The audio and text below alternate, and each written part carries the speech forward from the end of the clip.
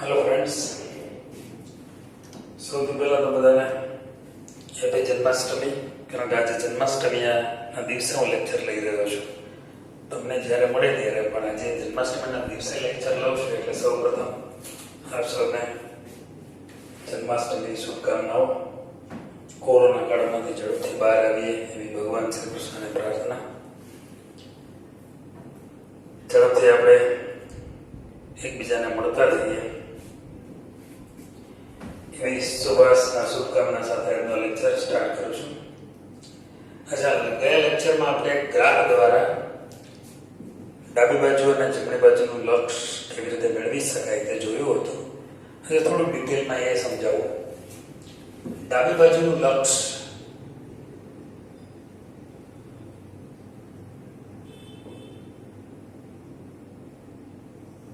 ડાબી બાજુનું લક્ષ એટલે શું? ડાબી બાજુથી વિધેયનું લક્ષ મેળવવા માટે માની લો કે એક સંખ્યા રેખા છે. આ સંખ્યા રેખામાં સપોઝ એક સંખ્યા સ્મોલ a આપણે લઈએ અથવા તો સ્મોલ c પણ લઈ શકાય. તો માની લો કે હું એક સંખ્યા એ લઉં છું a અને અહીંયા x છે. હવે x છે એને આપણે ધીમે ધીમે x ની કિંમત બદલાવતા જઈએ.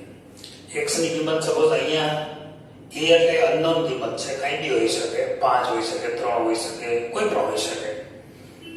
x ની કિંમત છે એ આપણે ધીમે ધીમે x ને આમ જમણી બાજુ ખસેડીએ છીએ.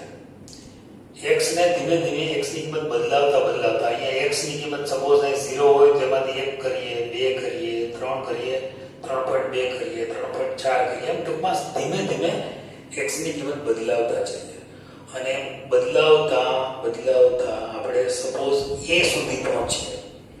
એટલે કે x tends to a. x બરાબર એ તો ક્યારેય થશે જ નહીં, કારણ કે છિદ્રિત છે. અહીંયા ખાંચો પાડી દીધો છે આપણે અહીંયા. તો x જેમ જેમ a ને અનુલક્ષ એ ડાબી બાજુથી x છે એ જમણી તરફ જઈ રહ્યો છે a ને અનુલક્ષવા માટે, એટલાને ડાબી બાજુથી લક્ષ કહે છે. x જેમ જેમ a તરફ જાય અને જ્યારે એની અતિ નજીક પહોંચે, અતિ નજીક, ત્યારે માનો કે વિધેય fx એ કોઈ સંખ્યા L1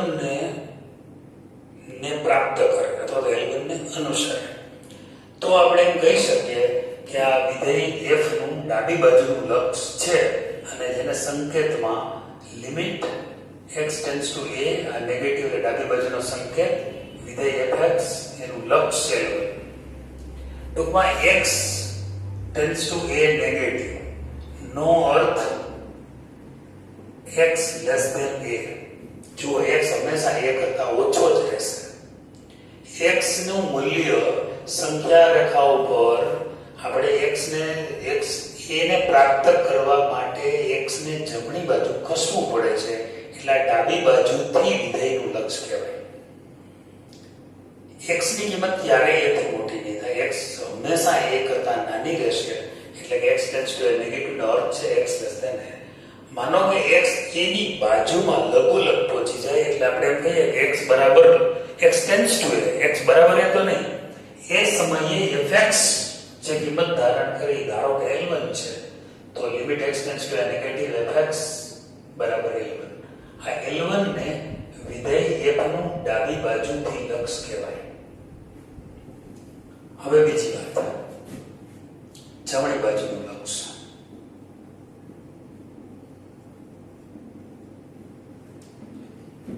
જમણી બાજુના લક્ષમાં શું બને છે? સપોઝ આ a છે, સપોઝ અહીંયા x છે. હવે x ની કિંમત પહેલા અહીંયા છે, પછી ધીરે ધીરે x ને આમ ડાબી બાજુ ખસેડી અહીંયા લઈએ, પાછો અહીંયા લઈએ, પછી અહીંયા લઈએ, પછી અહીંયા લઈએ, અહીંયા લઈએ. એમ ધીમે ધીમે x છે એનું મૂલ્ય બદલતા x a ને અનુલક્ષે, x a તરફ પહોંચવાની તૈયારી કરે ત્યારે fx માનો કે જે કિંમત ધારણ કરે છે સપોઝ L2 છે, તો એને L2 ને વિધેય f નું જમણી બાજુનું લક્ષ કહેવાય, જેના સંકેતમાં આમ બતાવે limit x tends to a negative fx બરાબર L2. મતલબ ક્લિયર છે કે x tends to a positive નો અર્થ છે x is always greater than a. x ગમે તેટલો ઘટીને અહીંયા પહોંચશે પણ x ની કિંમત હંમેશા a કરતા વધારે રહેશે. એટલે આ જે જમણી બાજુનો સંકેત છે. જ્યારે ડાબી બાજુનું લક્ષ શોધવું હોય ત્યારે આપણે x બરાબર a માઈનસ h ધારી શકાય. જમણી બાજુનું લક્ષ શોધવું હોય ત્યારે x બરાબર a પ્લસ h ધારી શકાય, જ્યાં h અતિ સૂક્ષ્મ મૂલ્ય છે. હવે આપણે સતત વિધેયની એક વ્યાખ્યા તરફ જઈએ છીએ. સતત વિધેય કોને કહેવાય?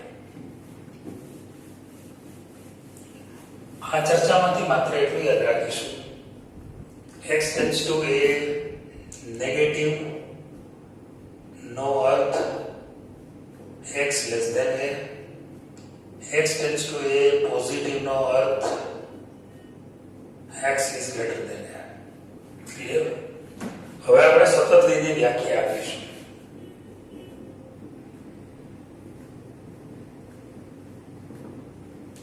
ધારો કે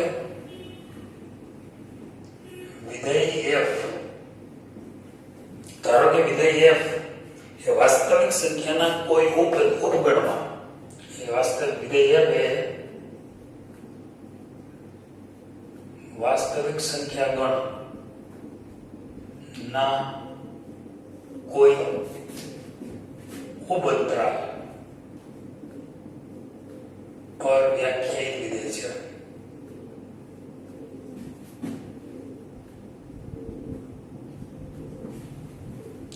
હવે અને ધારો કે કોઈ એક સંખ્યા લઈએ, ધારો કે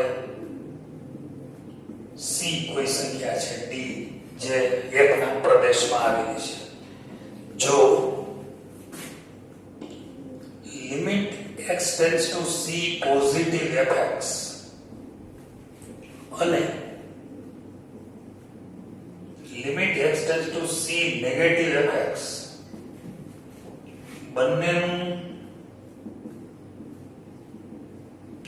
અસ્તિત્વ હોય અને બંનેનું મૂલ્ય સમાન હોય તથા limit x tends two c positive fx બરાબર limit x tends two c negative fx બરાબર fc ત્રણે ઇક્વલ થાય તો f એ x બરાબર c આગળ સતત છે તેમ કહેવાય.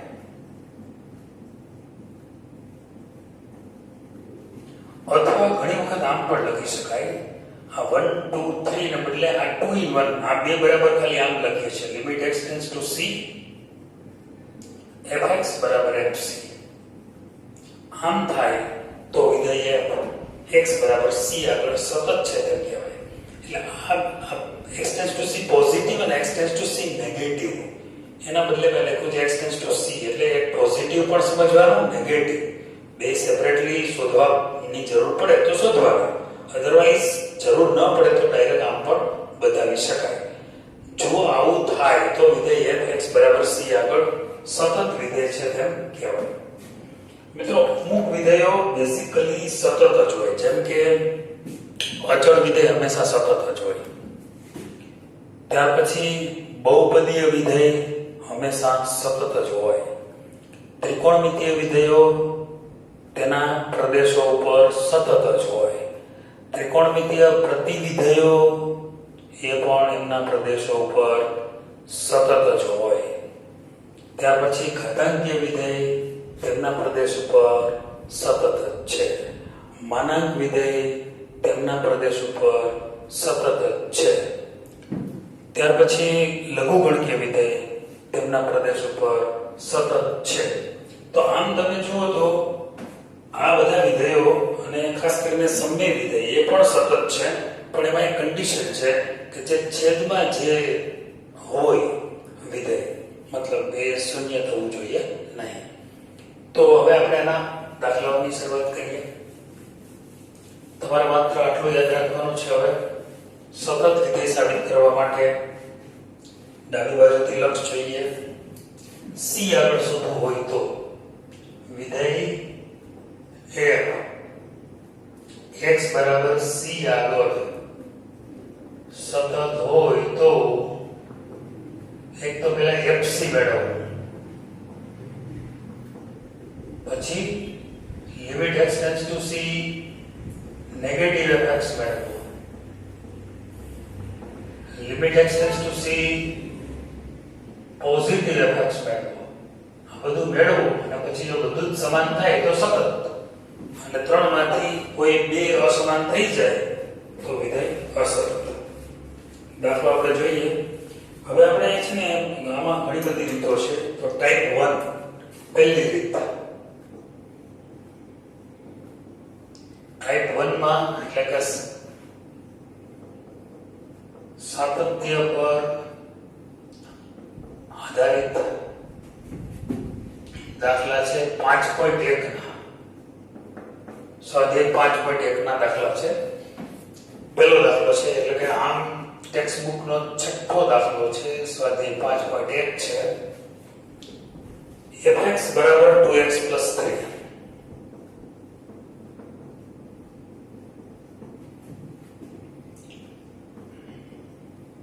બીજું છે 2x 3. છે બિંદુએ f સતત હોય તો જણાવો.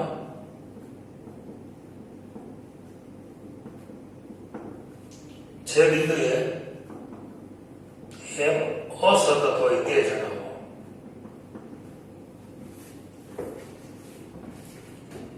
હવે પહેલી વાત કરીએ. fx બરાબર 2x 3.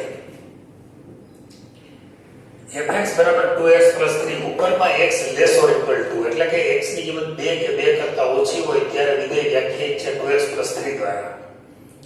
x ની કિંમત 2 કરતા મોટી હોય ત્યારે વિધેય વ્યાખ્યાયિત છે 2x 3 દ્વારા. અહીંયા fx બરાબર જો x less than 2 હોય તો fx બરાબર 2x 3 x less than 2 માટે મતલબ fx is equal to 2x 3 એ બહુપદી વિધેય છે.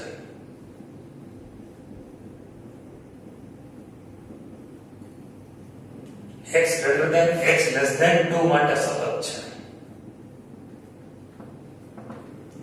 પછી fx બરાબર 2x 3 એ પણ બહુપદી વિધેય હોવાથી x greater than 2 માટે સતત છે. એટલે મેં એ વસ્તુ આપી દીધી કે કયા બિંદુએ સતત છે. x ની કિંમત 2 કરતા નાની હોય તેવા તમામ બિંદુએ fx સતત છે. fx બરાબર 2x 3 તો x greater than 2 હોય, x ની કિંમત 2 કરતા મોટી હોય તેવા તમામ બિંદુઓ માટે આ વિધેય fx બરાબર 2x 3 સતત છે. હવે સવાલ ફક્ત x બરાબર 2 આગળનો છે. તો x બરાબર 2 આગળ હવે x બરાબર 2 આગળ સતત છે કે કેમ ચકાસતા.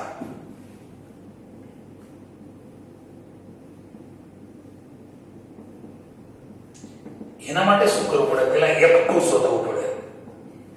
આપણી પહેલી શરત fc મેળવો, f2 મેળવો, કારણ કે 2 આગળ સાતત્યતા ચકાસવી છે. જે ચોક્કસ કિંમત આગળ સાતત્યતા ચકાસવી હોય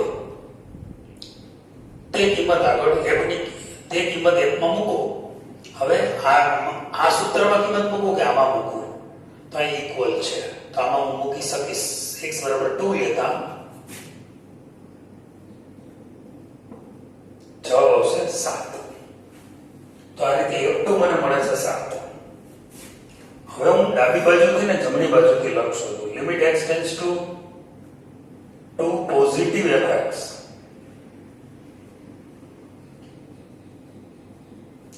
પોઝિટિવ મતલબ x greater than 2. આપણે વાત થઈ ગઈ છે x tends to a negative નો અર્થ થાય x less than a. x tends to a positive નો અર્થ થાય x ગ્રેટર ધેન a. તો x ટેન્ડ્સ ટુ 2 પોઝિટિવ છે, એનો અર્થ થાય x greater than 2. x greater than 2 હોય ત્યારે એને સંગત વિધેય કયું છે? 2x 3. fx બરાબર 2x 3 મૂકી દો. હવે x બરાબર 2 મૂકો અહીંયા, છેદ 0 ન થતો હોય તો કિંમત મૂકવાની છૂટ છે. તો અહીંયા જવાબ આવશે 1. જરૂર નથી છતાં હું હજી ડાબી બાજુનું લક્ષોથી બતાવું. x tends two negative fx બરાબર limit x tends two negative. હવે x ટેન્ડ્સ ટુ નેગેટિવ નો અર્થ છે x લેસ ધેન 2, અને x લેસ ધેન 2 હોય ત્યારે કયું વિધેય છે? 2x 3. અહીંયા હું કિંમત મૂકું તો 2 × 2 + 3 7. અહીં કિંમત તો 2 જ મૂકવાની છે. આ નેગેટિવ છે એ તો ફક્ત ડાબી બાજુનું લક્ષનો સંકેત દર્શાવે છે, એ ધ્યાન રાખજો.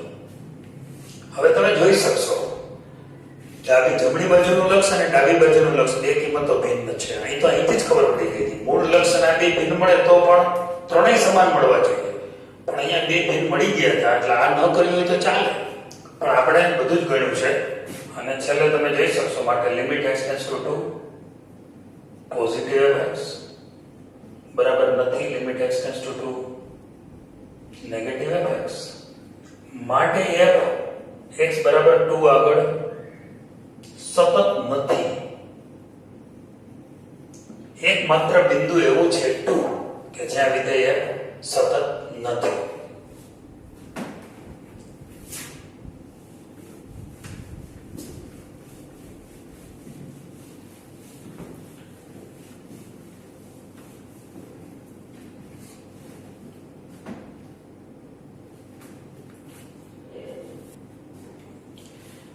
મિત્રો એક 12મો દાખલો છે, પણ સ્વાધ્યાય 5.1 નો.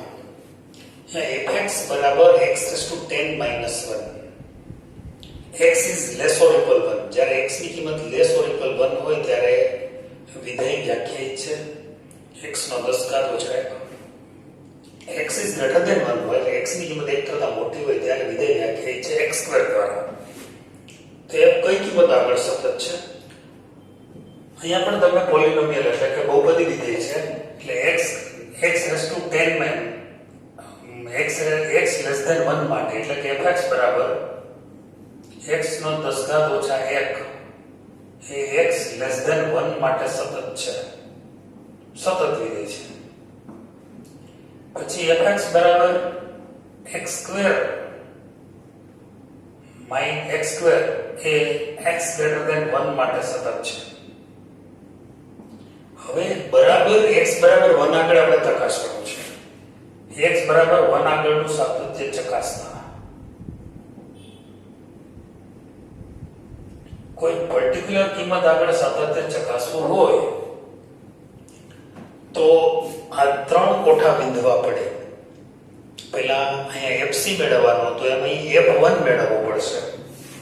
f1 x બરાબર 1 હું કયા વિધેયમાં મૂકું? આમાં મૂકું કે આમાં?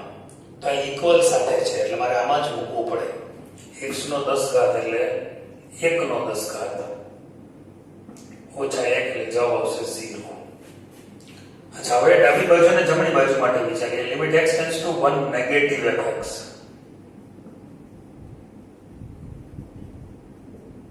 દરેક વખતે આમ જ વિચારવાનું છે. પહેલા fc મેળવો એટલે કે f1 મેળવો, પછી limit x tends two c negative, કારણ કે c આગળ સાતત્ય ચકાસવાનું હોય તો x tends two c negative અને x tends two c positive find કરવા પડે. અહીંયા x 1 આગળ સાતત્ય ચકાસવું છે એટલે x tends to 1 negative find કરીએ, x tends to 1 positive find કરીશું. x tends to 1 negative. હવે fx શું કયો લખું? x ટેન્ડ્સ ટુ 1 નેગેટિવ નો મતલબ શું થાય? x is less than 1. x less than 1 ક્યાં છે? ઉપર. તો આ વિધેય હું સિલેક્ટ કરું. હવે આમાં x બરાબર 1 મૂકો તો 1 નો 10 ઘાત જવાબ આવશે 0. Limit x tends to 1 positive fx હવે જમણી બાજુથી વિધેયનું લક્ષ શોધું છું limit x tends to 1 positive હવે fx તરીકે કઈ કિંમત લો x ગ્રેટર ધેન 1 કારણ કે x ટેન્ડ્સ ટુ 1 પોઝિટિવ નો અર્થ છે x is greater than 1 x greater than 1 હોય ત્યારે x સ્ક્વેર લેવું જોઈએ હવે 1 મૂકો તો 1 નો સ્ક્વેર જવાબ આવશે 1 તો તમે જોઈ શકશો કે f1 ની કિંમત 0 છે ડાબી બાજુથી વિધેયનું લક્ષ 0 છે જમણી બાજુથી વિધેયનું લક્ષ 1 છે મતલબ ત્રણેય સમાન નથી કોઈ બે ભિન્ન થાય છે માટે આપણે શું કહી શકશું અહીં limit x tends to 1 negative fx બરાબર નથી limit x tends to 1 positive fx માટે વિધેય x બરાબર 1 આગળ સતત નથી જો આ ત્રણેય મૂલ્ય સમાન આવે તો વિધેય સતત બને ઓકે હજી આપણે આના દાખલા નેક્સ્ટ લેક્ચરમાં વધારે ગણીશું પ્રકાર 1 માં જ અને ત્યાર પછી આપણે પ્રકાર 2 પ્રકાર 3 પ્રકાર 4 એમ આગળ જશું ઓકે